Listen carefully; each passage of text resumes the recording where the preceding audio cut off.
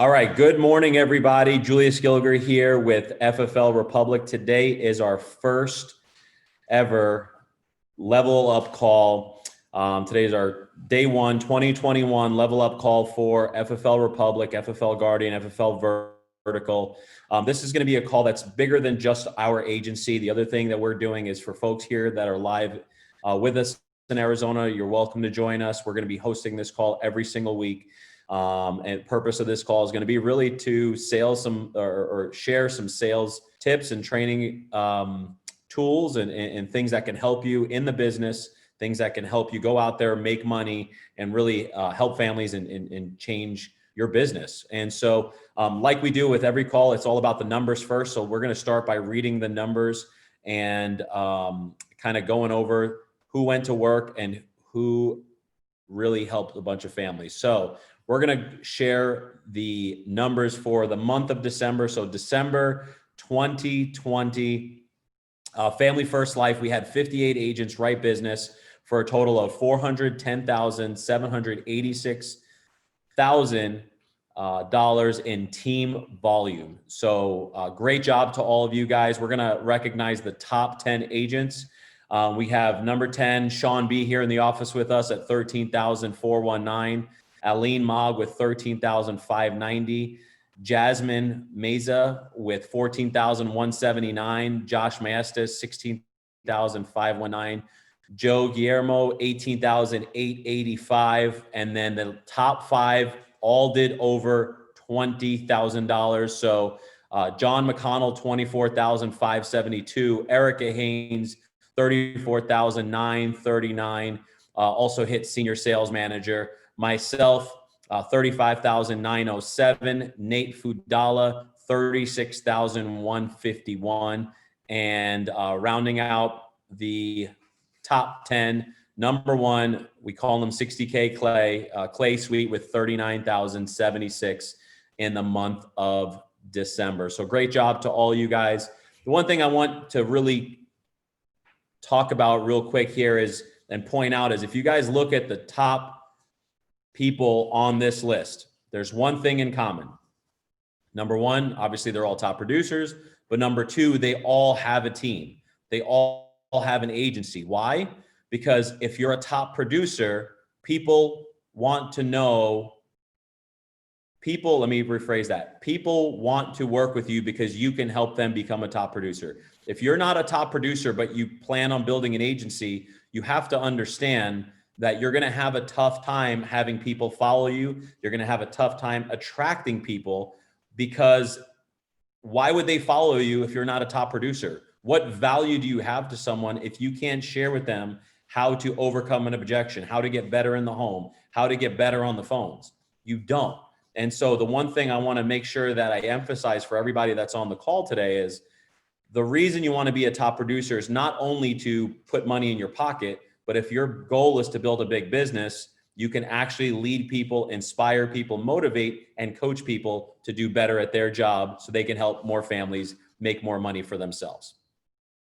The next thing I want to talk about here, guys, is we do have a new senior sales manager on board, or I shouldn't say on board, but a new senior sales manager as of December. I want to congratulate Erica Haynes and her team for hitting senior sales manager in the month of December. She is less than 90 days with Family First Life. I want to say about just shy of 90 days. And so she's got a team of people. And when you hit senior sales manager, that means you earn a badge, meaning you've earned a logo that Family First Life will create for you. So her and her team will now have a new team name coming soon and a logo to be followed up with that. So congrats to Erica and her team.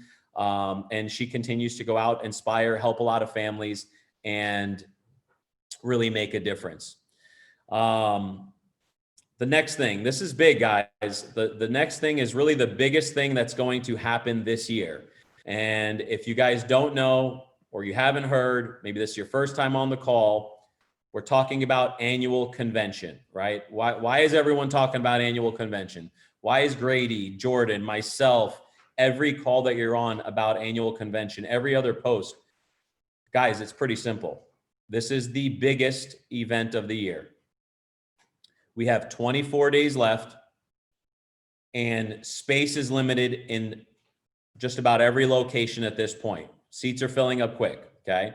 7 locations. I'm pretty sure Atlanta's already full as I checked yesterday. And so it's really 6 locations left that we can register for. So what that means is you need to go and register. FFL2021convention.com. Go in and register. This is an event that literally Family First Life can charge thousands of dollars for. Why? Because the top producers, the top agency leaders are all going to be there training you for free. Okay. People that are making millions of dollars a year, people that are making hundreds of thousands of dollars a year. You're learning from them on what to do, how to book an appointment, how to overcome an objection the way they do, how to, whatever it is you need to learn in your business, that will be covered during convention. The thing I can tell you guys is my first convention when I came to Family First Life was in 2019. I started in October of 2018. And a convention was the event that helped me get over the hump of getting to 20K. Before convention, I couldn't get over the 20K hump. I just couldn't.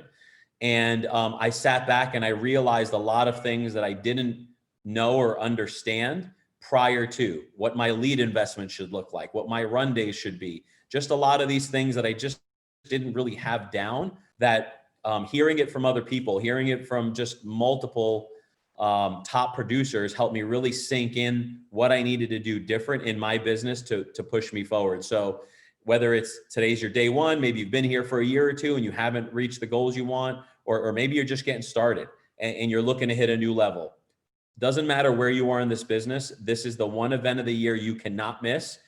Let me just put it this way. If you miss this event, you are not taking this business seriously. Let me repeat that for you. If you miss this event, you are not taking this event serious, this business serious. It's that important. This is the biggest thing you can do for your business this year. Go to the event, go to the closest location to you, and I promise you, you'll make more money from it and you'll be able to help more families. You have every reason to go. Every reason to go. You guys are all here for a reason. Either you have a side hustle, this is a career change, it doesn't matter. Whatever brought you to Family First Life is the reason why, whatever brought you to Family First Life, whatever that thing is for you, whatever your why is, getting to the convention will ensure that you are going to accomplish that goal that you set out for yourself. So for those of you that are on, go ahead and drop where you're going in the chat, which location you're going to. We're compiling a list. We have a bunch of people that we've already tracked. There are some people that we're still looking to hear from. But if you're on this call right now and you're live, in the chat, go ahead and drop which location you're going to. If you're bringing any guests, go ahead and drop that as well with their name, please. And we'll go ahead and add that to our list. So that way we can get a tally of where people are and make sure that everyone's taken care of. Because we want to make sure if you guys are going to LA or you're going to Texas or you're going to Florida, we know where you're going and we can connect you with the right people. So if you're bringing someone, go ahead and write down who you're bringing, and we'll go ahead and add that. And I look forward, for everybody that's going to LA, I look forward to meeting you if I haven't met you yet. And if I have met you, I look forward to spending some time with you. All right. The one last thing I want to say about convention, we're going to move on, is focus on 8 people. Okay. Today could be day one for you. But I assure you, everyone on this call, whether you're listening to it live or you're listening to the replay, you know at least 8 people, and there's probably a lot more than that, that are looking to make either extra income or maybe not happy with their job and are open to a career change. Focus on getting 8 people to a convention. It doesn't matter what location. We have 7 different locations.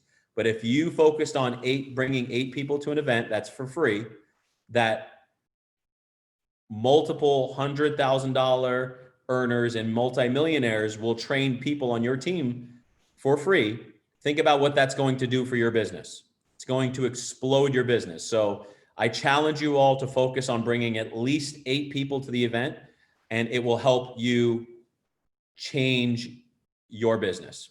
Okay. All right. So now that we got that through, I want to talk about two key topics to kind of launch our 2021 level up call. And that's if you're part-time, helping you get to 10K a month. If you're full-time, helping you get to 20K a month. Okay. Like I said, when I first started, guys, it took me about 4 months to finally break the 20K threshold. I was sitting around, 1 month I did 15, 1 month I did 12, 1 month I did 18, and I just could not get over the hump. Okay. And I'm going to tell you the things that I did to help me get over that 20K mark, and then made sure that I never fell below under 20K. Okay. Because once you hit it, you can do it every single time because it's just a process, and you just got to repeat it. Okay. So I'm going to tell you the things that you need to do. Here are the things you need to do to be a 20K producer every single month. Okay. First, you got to book at least 25 appointments a week. Okay. So if you're booking at least 25 appointments every single week, that's step one. Okay. That means that actually ties directly into step two. And actually, I probably put these in inverse. Step one really should be protecting your schedule. Okay. So protecting your schedule, step one, booking 25 appointments is step two. I put those out of order. So what does protecting your schedule mean? If you're full-time, and I'm just going to talk about full-time today because part-time people have different schedules all over the place. Full-time. When you protect your schedule, number one, Mondays is dial day. That means you start dialing at 7:30 and you don't stop dialing until the job is done. Don't schedule appointments on your dial days. Don't schedule dentist appointments, meetings with clients, stuff with family. It doesn't matter. You have to protect your dial time, meaning 7:30 on Mondays, you're actually on the phone calling your first client, and you're not done dialing until you've booked at least 12, 13 appointments. Because if you need 25 for the week, you need to book 12 and 13 every dial session. Okay. So Mondays, you got to protect your dial time. Now, people say to me, well, Julius, I'm going to run a few appointments on Monday afternoon, and then I'm going to run on Tuesday, and I'm going to run on Wednesday. And, and then I'll dial again some Thursday and maybe run a few appointments on Thursday. No, that doesn't work, guys. Here's what I can tell you from personal experience. I did that. I would take an appointment on Monday at 4:00. Clients like, I'm home, come over. I would do that on a Thursday. What I found to happen when I did that schedule is, number one, I got frustrated, right? Because sometimes I'll go out for the one appointment that I have that day, or maybe two, and I don't make a sale. Or maybe they decide to not be home, or they decide to reschedule, or whatever the case may be. And now I took time to A, get dressed and get ready to go see a client, B, drive to their house, C, get there, whether I didn't make a sale or they rescheduled or whatever, to drive all the way home. And how much time did that eat up in my dial day? Sometimes an hour and a half, sometimes 2 hours, sometimes more, whatever. But think about how many appointments you could be booking if you didn't waste 2 hours for one appointment, right? And then the other thing that Grady said to me when I was doing this was, you're going to drive yourself a little bit crazy, because if you're running every single day, and then there's days where you're running and it's just for an hour or two, you just don't have any consistency in your schedule. When you can have consistency in your schedule and you treat this like a job, you are going to know what your day is going to consist of, and it's going to become a lot easier for you to actually do this every single day, every single week, month over month, and have the consistency in your performance. So if you don't have consistency in your schedule, how are you going to have consistency in your performance? Okay. So I need you guys to understand that, right? Because a lot of you are like, well, I'm going to run some appointments today. And I'm just like, why? Why do you keep doing that to yourself? make it easier. You're going to stress yourself out. And so protect your dial time. Okay. So Mondays, you start at 7:30. You don't stop until you have minimum of 12, 13 appointments booked, however long that takes. Well, how many dials is that, Julius? Whenever you book those appointments is whenever you're done. It could be 200 dials, could be 300, doesn't matter.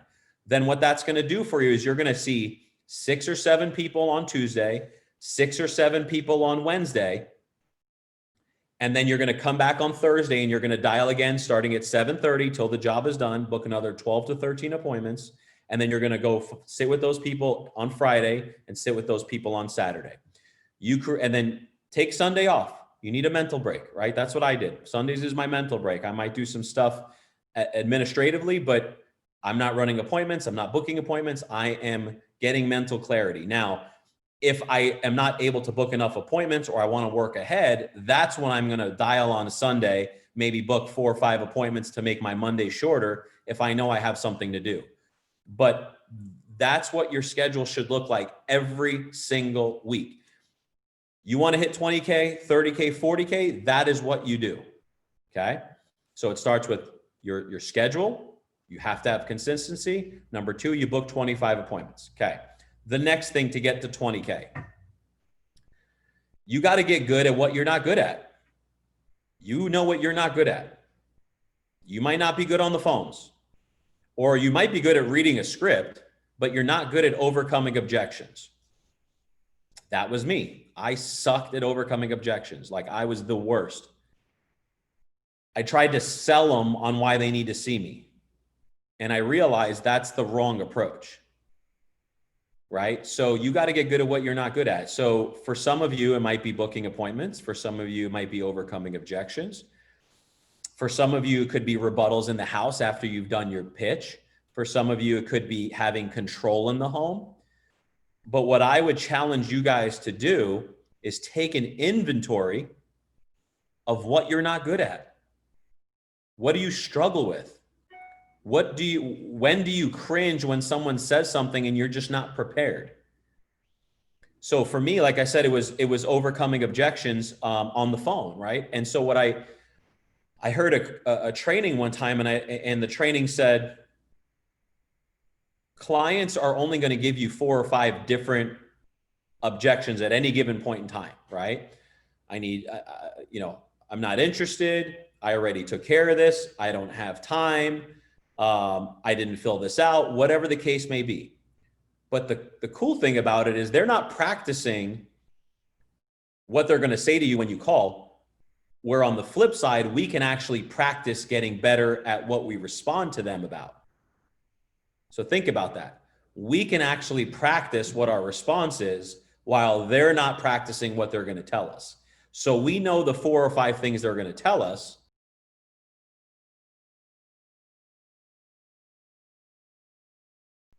So why not practice what we respond to those clients with?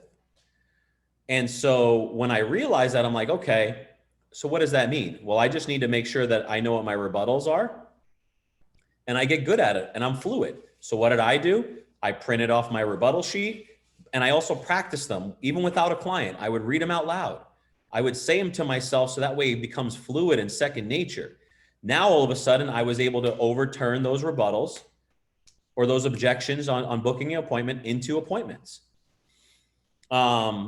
Maybe for you, it's, you get an objection in the home and it's, I need to think about it. That was one of my things that I struggled with. I need to think about it. All right, well, what did I do to overcome? I need to think about it. I started watching every training possible from the top sales trainers to figure out what are they saying to when a customer says, I need to think about it, and which one sounds the most like me and my approach, and finding my word track so that way every single time I hear I need to think about it, I can say the same thing, right? So I need to think about it. Well, what is it that you need to think about? Is it the amount of coverage or the monthly premium, right? Well, what most folks do is they submit an application to see if we can get you approved. That gives the company time to think about it and you time to think about it. Now, Bob, we actually have something to talk about and see if this is even an option for you. Does that make sense? but you have to get your word tracks down. And the reason I'm telling you this is because, guys, we're not good at a lot of these pieces in this business. I was not good. I'm still not good at a lot of pieces of this business. And so what I do when I find something that I'm not good at is a few things. One, I am always looking for a training. We go on YouTube and you can find all the top trainers, whether it's a producer or an agency leader, that will tell you what to do and how to say it. Just take their words, make it your own. Number two, I'll write it down. I'm gonna do my best to memorize it and play it over and over and over again. And then the last piece of it is you need to create yourself a process. What do I mean by that? That means every time someone says this, I say this, right? Because if you take the same action every single time, you're going to figure out what that number looks like in terms of the response, right? So if, for example, if you're dealing with an objection on the phone, right? And the person says, I don't have time, but you answer that objection with a different rebuttal every time, and you don't have consistency in your rebuttal, you won't have consistency in the result. So to know if it's going to work or not, you've got to do the same thing every time, right? So, I'm a big sports fan. And when you think about sports, let's talk basketball, for example. If you want to become a good shooter, you're not going to shoot and use a different technique every single time. You're not going to use a different form every single time, right? You're going to use the same form every single time, the same technique every single time to get your shot down. Now, if it's not working, then you're going to change it up. But that's the mindset that you need to have in this business, is treat it like it's your sport. This is our sport, guys.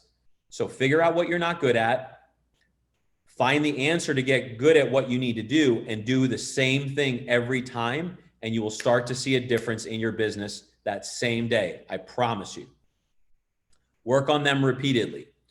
The next thing I'll say, guys, to get to 20K, you got to have an edge. You got to have an edge. You're not trying to be the client's best friend.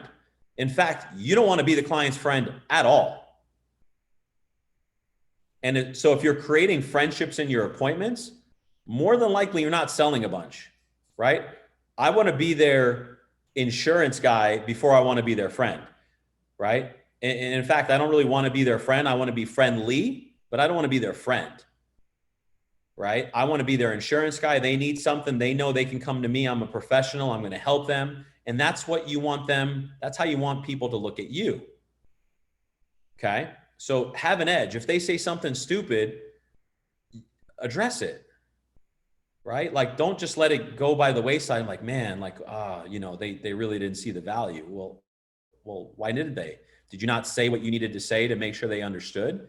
Bob, if you passed away tomorrow, what does the next 30, 60, 90 days look like for your family? And wait.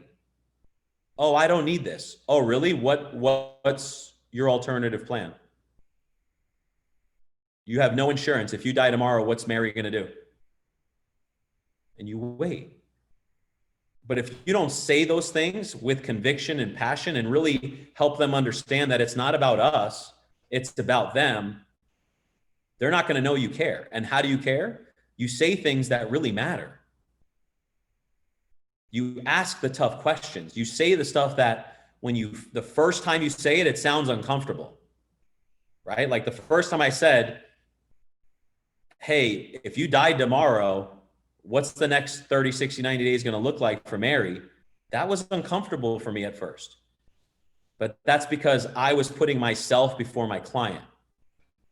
And if you put yourself before your client, you're always going to lose. And the last thing I'm going to tell you is this. In order to get to 20K, you can't take things personal. Doesn't matter what aspect of the business. No shows, reschedules, cancellations, chargebacks, whatever it is. This is business. This is not personal. Okay? Everything you do is business, right? So you got to have tough skin, right? You have to, in the beginning, that's the hardest part. For me, I struggled with this, guys. I struggled super hard with not taking things personal. Why? Because I had to put food on my table for me and my daughter. I had to make sure that I was able to pay the mortgage. I had to make sure I was not going to end up on the street, and, you know, and it just was uncomfortable, right? And so I wanted this so bad that I took everything personal. If I wasn't able to book my appointments, I was pissed. If I had a no-show, I was pissed. If I didn't sell as much as I wanted, I was pissed. But what did that do? That hurt every time I went and sat with a client. It was in my head. And because it was in my head, it came out of my mouth in the form of a tone, in the form of a word track, in the form of something that was personal and not business. I put myself first in front of instead of my clients. And every time I did that, I wouldn't sell. Let me give you an example. I hadn't broke the 20K streak. I'm sitting with a client. I'm about to write a 4,000 a month AP. I'm in my mind, I'm stoked. I'm like, yeah, I'm about to make $3,000 in commission. Like, this is awesome. And then something happens. Oh, you know what? I don't want to give you my social. Or, oh, you know what? They don't get approved. They didn't tell you about something on the MIB check. Oh, you know what? I had a felony a year ago. And now all of that money that I just had in my pocketbook just went away, and I never got a dollar because I was putting myself first instead of the client.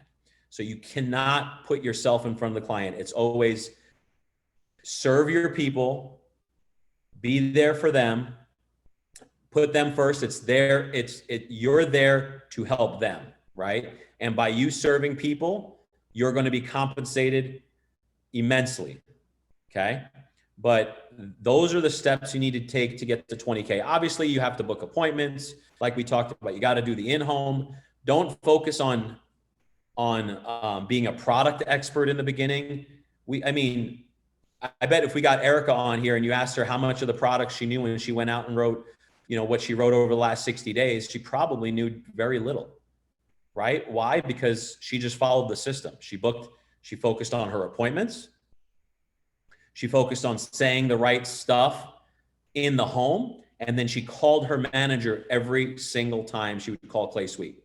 So that's all you have to do here. And if you follow that process and you do that every single time, you're going to learn the products, but you're going to learn the products while you're making money. And that's the beautiful thing about it. Okay. So I hope that helped. That's how you get to 20K. And if you're part-time, it's really no different. It's just a few less appointments and still having consistency in your schedule and still protecting your schedule for when you are able to work the FFL business. All right. If that helped, drop a 1 in the chat. All right. The next thing I want to talk about, guys, let's talk about how to break a slump. How to break a slump. So we all go through a slump. I've had slumps. You know, every top producer that you ask or interview, everyone has had a slump at some point or another. They've had a slump in this business. Why? Well, there's a few reasons. Number one, this is a numbers game. Okay. If we keep with the basketball analogy, right? We talk about shooters. You can't tell me Steph Curry's never had a slump. It's impossible. He's had a slump, right? But he's still considered to be one of the best shooters, if not the best shooter in the history of basketball. But the guy still has slumps. But then what else does he have? He also has hot streaks, right? And so when you realize it's a numbers game, sometimes the numbers work in your favor, sometimes the numbers work against you. But when you're unemotional about it and you realize that this is business and not personal, then you just keep pushing forward, okay?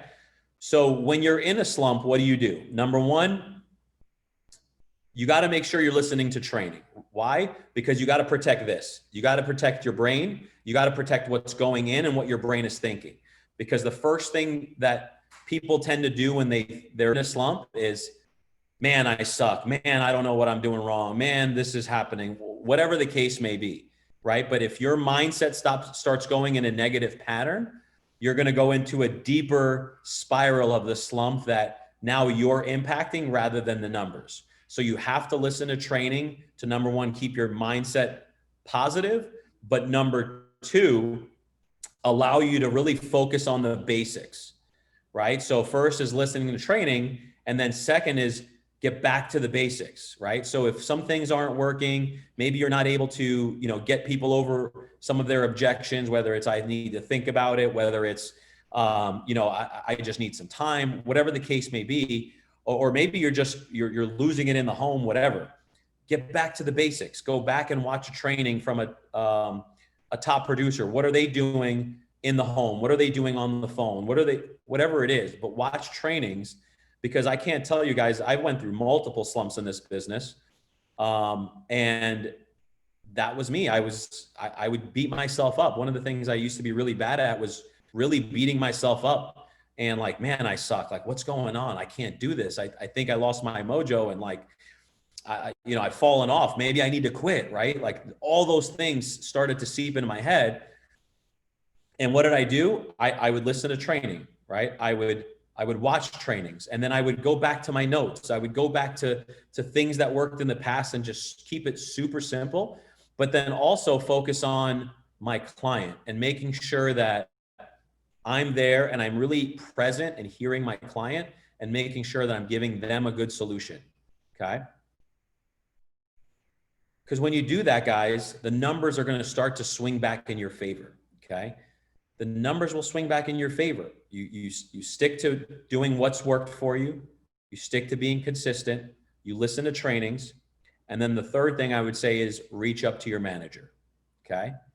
Sometimes you need to speak to someone else. You need to verbalize what's on your mind and what's happening. And your manager can help you move forward, right? When I was dealing with these things, I would talk to Grady.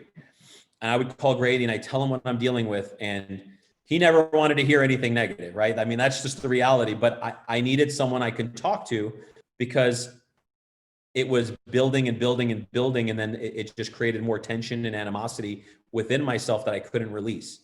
And so he was the one that told me, go listen to trainings, go grab a Paul McLean training, go grab a training from Brian Mendenhall or Eric Schmidt or someone, to get yourself back on track. Pick up a few new word tracks, try something a little different even sometimes, where you're still doing the basics, but you make a little tweak, right? And you start to pick up some things that really help you. And the last thing I would say that really will help you break a slump is don't think about the commission. A lot of people, when they're in the slump, they think about the money. Stop thinking about the money, guys. It's not about the money. Yes, the money's great. No one wants to give back the money. Everyone, we're here for a reason. We all want to make a commission check. We all want to help ourselves. But this is bigger than the money. Okay? So think about your client, put your client first, serve your people, and the money will come. Okay?